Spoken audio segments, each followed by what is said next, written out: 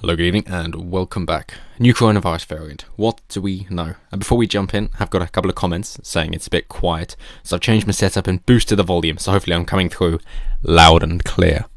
So, new coronavirus variant, what do we know? Well, the main thing that we know is that Ferguson is back. Professor Lockdown, Neil Ferguson, the one from Sage who then quit because he broke his own rules to have an affair with another married woman. Because he just, couldn't keep himself to himself even with the rules that he made. And of course he's said, hey, I needed to be convinced that the lockdown was a good idea in the first time in March. And then of course the World Health Organization come out to say, yeah, actually lockdowns are not a good idea. And now he's saying, oh, we need a fourth lockdown next year that's tougher than any of the ones that we've had before. I was like, wow, you changed your tune pretty quickly. And when you were saying over 500,000 people will be dead by the end of the year if the government didn't act, what kind of thing did you have in mind if you needed to be convinced of the lockdowns? Curious. Very, very curious.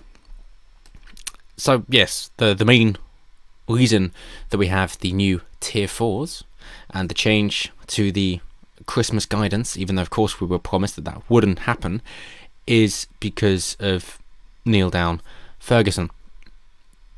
But in particular, the official news is that why is this variant causing a concern? Well, it's rapidly replacing other versions of the virus, especially in London. It seems to be a British mutation. There are some signs that it has moved over to the Netherlands. There's a very similar variant in South Africa, but that seems to be unrelated, just coincidentally similar. And there are concerns that it is moving into New York as well, through flight. So it has mutations that affect part of the virus likely to be important, as in the spike protein, the one that identifies the virus as the virus, because that is the main thing that the body uses to identify what is happening to it, and therefore the same way that vaccinations work, and so it would escape the vaccine, or vaccine escape, if you will, because it mutates too quickly. This is very common with so many things. It's just life. It's basically evolution, this form of mutation. Luckily, ordinarily, viruses want to survive, if you can think of it that way. And therefore, if they mutate, they tend to be more infectious and less deadly, because it enables them more time to infect other organisms, of course, in order to spread its seed as far and wide as possible. And of course, that if you have something that's more infectious but less deadly, the hope is the more people will be infected by the more infectious, less deadly strain, and therefore develop immunity to the less infectious, more deadly strains. So it all kind of sorts itself out in the end, if there's enough time for the mutations to happen. So some of these mutations have already been shown in the lab to increase the ability of the virus to infect cells. It's essentially down to how it gets into the cell in the first place. It's just the key. It's increased its lockpicking skills. let's put it that way, and therefore it's more infectious. The number is of course 70% out of ICL, the same university that Professor Lockdown is a professor at. So take that with a huge handful of salt. But in terms of deadliness, we're not sure. I mean, we're not even convinced it's more infectious, to be perfectly honest. It's just they're moderately confident, but that was enough for Johnson to get his knickers in a twist and go, oh no, me and Matt Halfcock, well, we're going to be locking you down now. Good fucking luck. What's that? It has to pass legal justification, and it has to be voted on, and then it's enshrined into law. Yeah, how about instead we just wait until the MPs are gone, and then we just force it through under the table discreetly so that it doesn't get voted on and it's done in an illegal manner in order to try and create this law. How about we do it that way? It prevents the amount of pushback we'll be facing. And that's exactly what they did. So was it a legal implementation of the law? No, it wasn't. Not at all. Do they care? No, of course they don't. Of course not.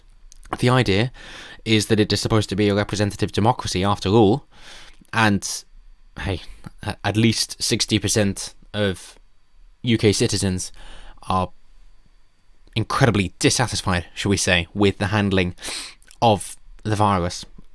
and with the lockdowns that have been implemented, and then all the responses and the utter catastrophe that has been inflation over the last year. So, if that is really supposed to represent the will of the public, then they have utterly screwed the pooch on this one. But, in terms of it being more deadly, well, is it? Even if it isn't, the thought is that it is so much more infectious that it's going to raise the R number by between 0.4 and 0.9, which, seeing as we're struggling to keep it below 1 at the moment, means it is going to spread exponentially, hence the such massive and restrictive lockdown measures being put in place at the moment. Because even if it is not more deadly, the concern is that it is going to overrun the NHS even more than the NHS is overrun at the moment. And that is basically what it comes down to. It just comes down to protect the NHS.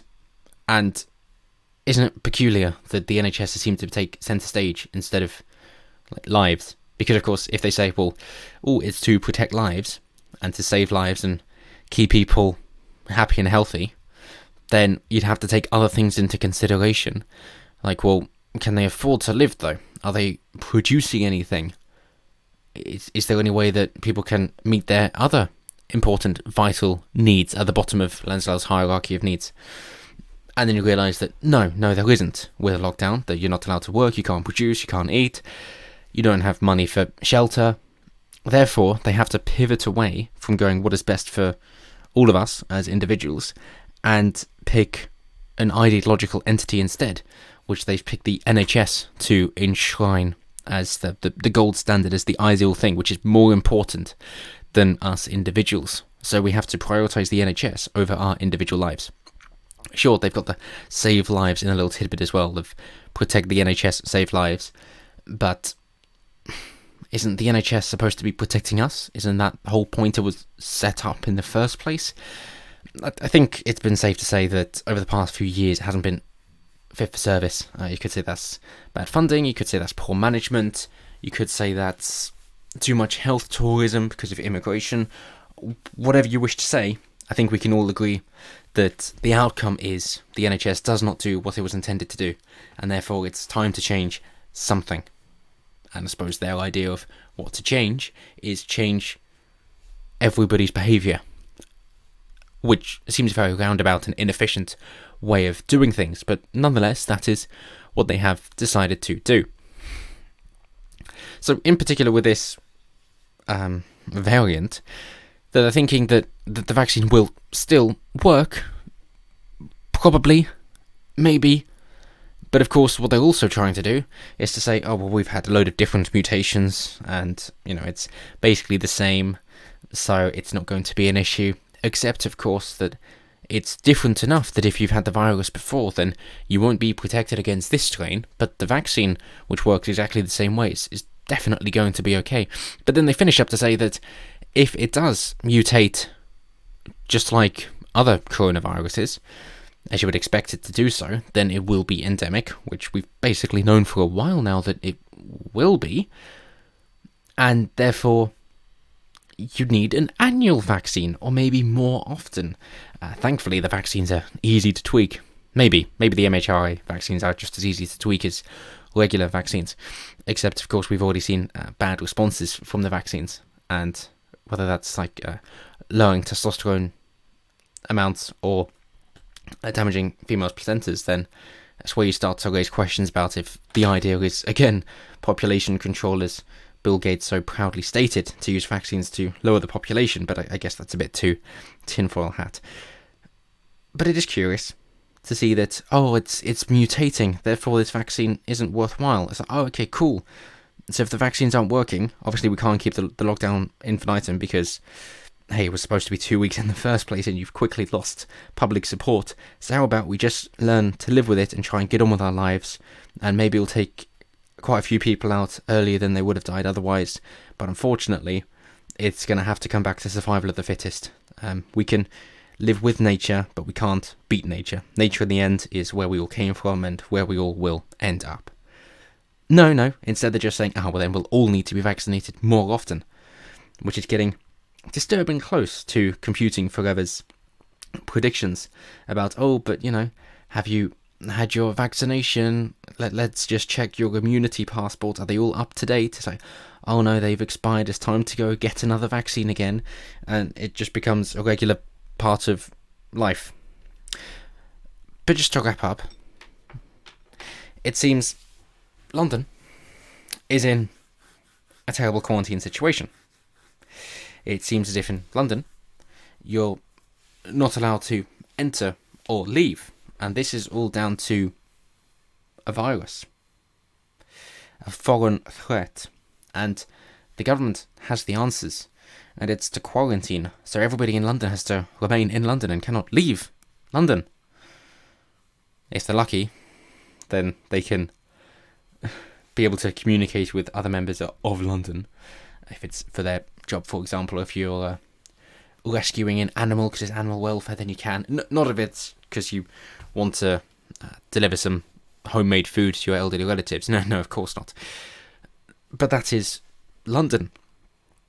And I found that when trying to describe this to other people, they look kind of incredulous and go, well, is that real life, or are you just describing the plot of V for Vendetta? Because it's getting disturbingly closer every day. And how long until they decide to just build a wall? It seems incredibly far-fetched now, but seeing how far we've come in just the past year, I don't know if anything is too far-fetched, to be perfectly honest. I really don't. And to coincide with the idea of infertility, I wouldn't be surprised, seeing as nothing seems too far-fetched, that they go, well, seeing as we're saying that with climate change you should have fewer children, like Ted Turner saying, oh, China had the right to deal with the one-child policy, except, of course, himself having 4 children. One all for the another for me, I suppose. But seeing as they are trying to push that forward in order to, save the climate by having fewer children, if it does come out publicly, more so than it has already, that the vaccination decreases fertility, or maybe even causes sterility, then I would not be surprised to see it spun as a good thing. And because of hookup culture as well, it's like, hey, aren't you lucky? Now you don't have to worry about unwanted pregnancies. It's basically a gift. And then you're doing such good work for the rest of humanity by not having children. And we gave you this opportunity, so aren't you grateful? You are heroes of our time. I wouldn't be surprised. I wouldn't put it past them. But Merry Christmas. And with that, let me know what you guys think down below. Am I wrong? Am I actually blowing this out of proportion? And there's no way it would ever get that bad. And the government definitely has this under control this time. Okay, sure, they got it wrong before and then tried to backtrack by saying eat out to help out. And now they're saying, no, don't go out at all. We're going to close those places down that you could possibly go out. And Ferguson's back and now he knows what he's talking about, even though he's never been right before. Either way, let me know down below. Always intrigued to hear what you guys have to say. Hopefully I'm loud enough this time. And as always, until next time, have a good one.